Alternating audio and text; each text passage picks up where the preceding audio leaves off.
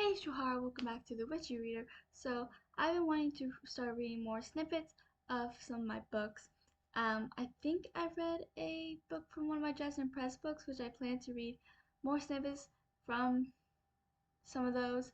But right now I want to read a snippet from The Christmas Light, and then in another video soon I'm gonna read a snippet from The Wish of Light, which is a sequel.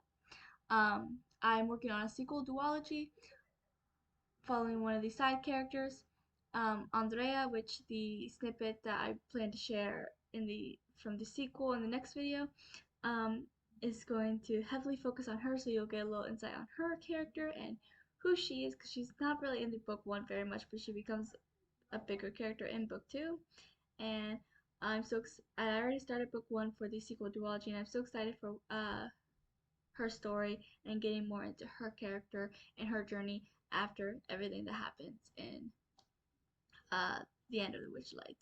So yeah, but this is chapter 22, titled "Sneaking In" from the Curse's Light. I don't have a physical copy with me right now, so I'm just reading it from my phone. Skylar made her way through town, Will and Andrea behind her. Everyone around them were rushing inside or just holding on to something, trying not to get blown away.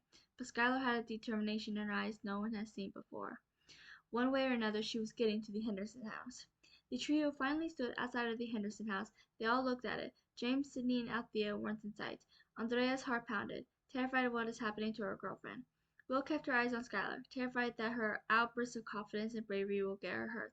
Skylar stared at the spooky and creepy house. Now that she's standing here, she was beginning to feel less confident and less brave.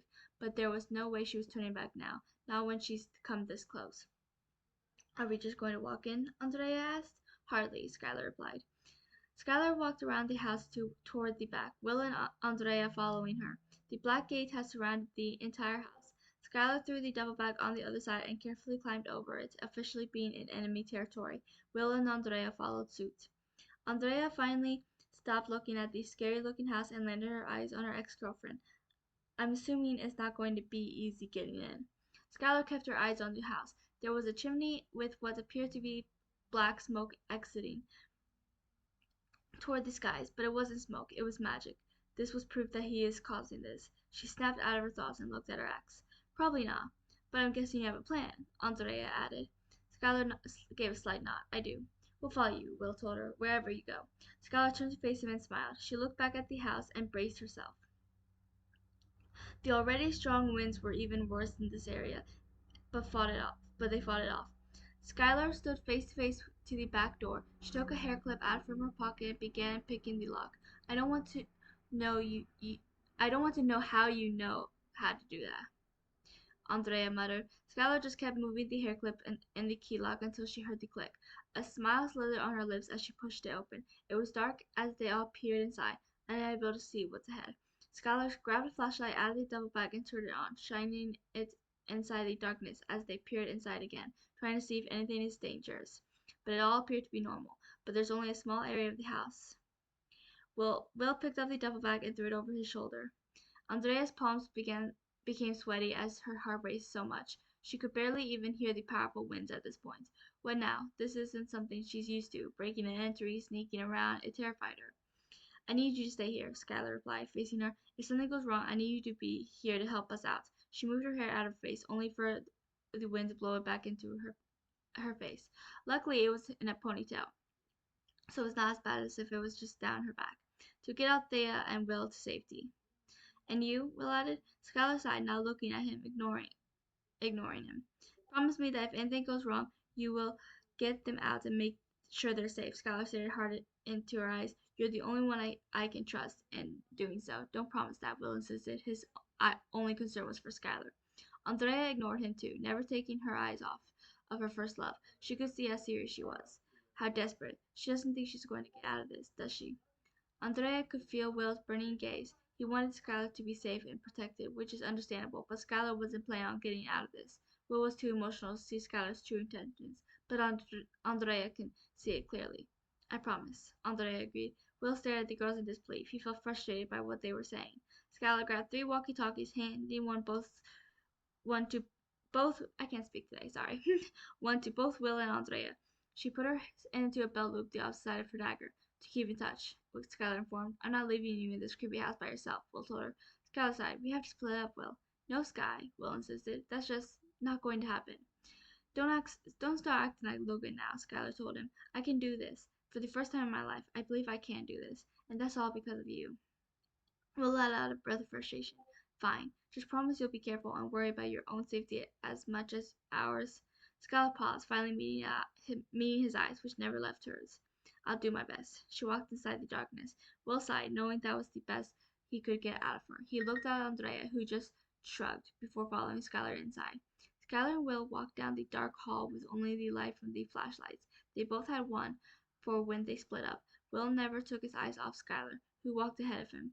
She didn't even notice, partly because she still doesn't believe that he could fall in love with her, so she didn't notice the stares or thought his concern for her was because he was nice and they were friends. The other reason being that she had so much on her mind, as her nervous anxiety began to overpower the confidence she once had.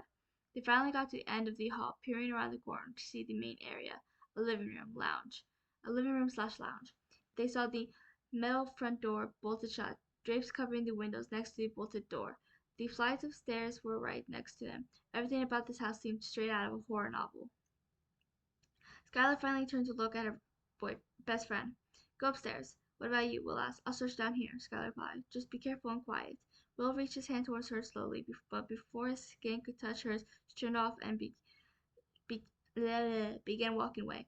He let out a sigh before he made his way up the stairs. Andrea waited outside, feeling the already powerful winds getting more powerful.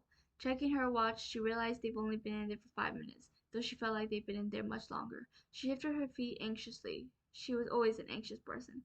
She had social anxiety. It was just something she always had. It was a part of her, and she was okay with it. She's not comfortable in a crowd or around people, period. Only a few people has made her feel comfortable in her own skin. Other than family, Skylar was the first. There was something about her, even back then. Her huge, sweet smile, her kind heart.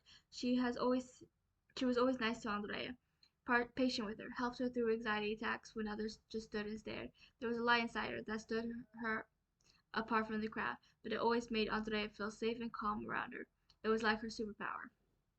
The break the breakup was hard, and Andrea had shut herself off. Then she met Althea. Althea's always been understanding. She is also more forceful. When Althea met Andrea, she didn't wait for her to come to her like Skylar did. Althea constantly tried to make friends with her. Andrea tried to push her away, but something about the pushy girl interested her. Before she knew it, she was opening up to her and falling for her.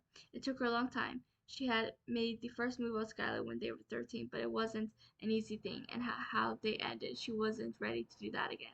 But Althea wasn't Skylar, and eventually Althea kissed her. After Skylar, Andrea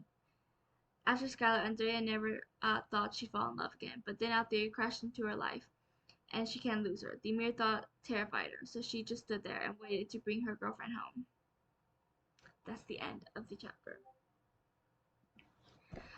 So thank you for watching. I hope you enjoyed it and try to check out the Cursed Lies available on Amazon. Please like and subscribe, and I will talk to you guys next time.